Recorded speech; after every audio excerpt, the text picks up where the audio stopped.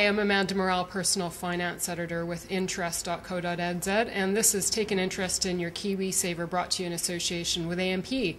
I'm joined today by John Boddy, who's the Managing Director of ANZ Wealth. Now, you made the news yesterday, John, when you announced or made a proposal for sort of a closure to default funds as they exist currently. You'd like to see them changed into a life stages fund. Now, you've suggested that New Zealanders could be sitting on a $14 billion time bomb. So I'm curious, this is a huge number. How did you arrive at this figure? Yeah, so we've long felt that there was an issue with KiwiSaver, and that if you're an investor starting out your lifetime of investing and you've got 40 years in the market, there's something like 200,000 investors who are defaulting to a conservative fund, and by that we mean they're basically investing in cash and low-risk bonds. Right.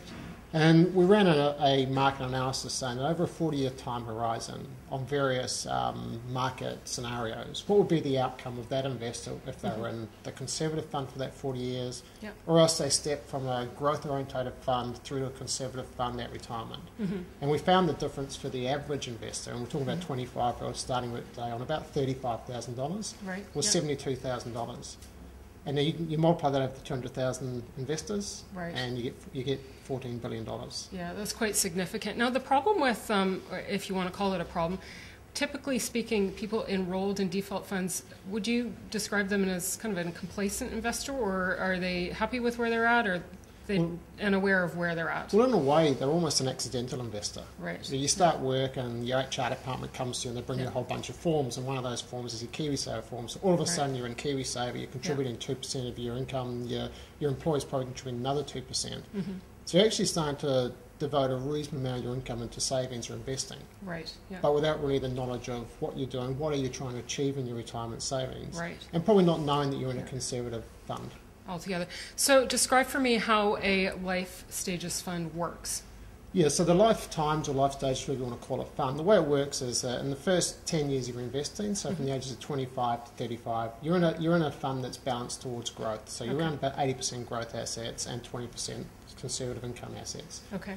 Every 10 years, you move progressively down the growth and up to conservative. Okay. So when you turn 35, you probably end up like 60%, 30%, 40%, and then gradually when you get to retirement in your last 10 years, you're almost all in income and conservative assets. Okay. So what that means is through the life of that 40 years, you get exposure to the growth assets. Right. But as you reach retirement and you don't want the exposure to market volatility, or you don't want to be exposed to, say, the events of the last 5 years, you're very much in conservative investments. So you don't have that risk of, I've had all this great growth, but in the last year before I retire, something's happened in the market. So it balances exposure to growth, but conservative as I start to need my money. Okay, but there will be a lot of variables that play into that sort of scenario, and obviously what's going on in the markets would be one of them. Have you accounted for some considerable volatility in the projections ahead? Yeah, we certainly have. And if you look at, if we cast the diary back 40 years from now, 1973, we're in the midst of an oil shock. Yeah. We've had a Russian bond crisis, followed by at least one Latin American crisis, and definitely a pretty serious Asian crisis.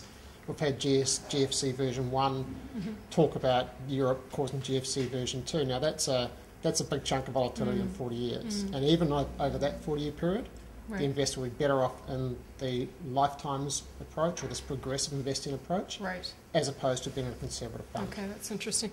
So critics might suggest that this would limit people's choice, really, in all this, that they'd automatically be moved along. So what's your response to that? Yeah, I think that's an interesting argument, and I do understand it to a degree, but also enrolling people in a conservative cash fund limits people's choice. And so I think there's going to be a lot of people who realise at 50 it's too late. Right. So what we're saying is, let's make this very clear. Let's make sure everybody who enrolls in default understands that this is how the KiwiSaver default fund will work. Right. You'll get a lot of communication as you go through your life. Right. And then people can elect to make a decision if they absolutely don't want growth assets. Right. So what's the response been from other providers? I'm sure you're talking amongst yourselves in the industry. Are they on board with this idea? Look, it's been really interesting, and the debate's been quite lively. So, we've had some commentators very clearly in support, and some commentators expressing concern. So I'd say the bias of the views we've had over the last 24 hours has been positive. Okay. And certainly it's something that I think people will see as intuitively logical. And now the next step is to get some real debate going in a broader investment community about is this a good idea or is this not a good idea? Okay, and yesterday you had some conversations with some high-ranking politicians. What was their response to this? Yeah, so the initial response is very positive, and I think we saw that through some of the comments in the media yesterday.